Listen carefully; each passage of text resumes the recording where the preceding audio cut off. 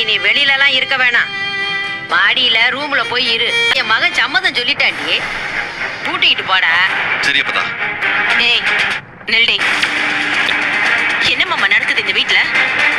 நாங்க கண்ணால பாக்குறதெல்லாம் உண்மைதானா இல்ல கெட்ட கனவை கண்டுட்டு இருக்கோமா? எப்படிப்பட்டவ என்னென்னலாம் பண்ணான்னு நீ மறந்துட்டியான்னு? இவளை எப்படி நான் திரும்ப வீட்டுக்குள்ள கூட்டிட்டு வரதுக்கு சம்மதம் சொன்னேன்? ஆமா, 6 மாசமா நீங்க ஜெயில இருந்ததுக்கு காரணமே இவதான் மாமா. தண்டனையா தானே இவ வீட்டுக்குள்ளேயே இருக்க கூடாதுன்னு அம்மாவும் அத்தையும் சேர்ந்து முடிவெடுத்து அவளை விரட்டி விட்டாங்க. இந்த தப்புக்கு இந்த தண்டனையாவது கிடைச்சதேண்டா நாங்க எல்லாருமே ஆறுதல் பட்டுட்டு இருந்தோம். ரொம்ப கஷ்டமா இருக்கு மாமா.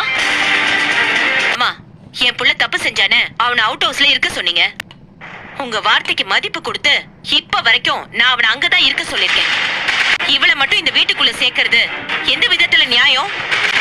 அப்போ என் பிள்ளைக்கு ஒரு நியாயம், தோ இவளுக்கு ஒரு நியாயமா?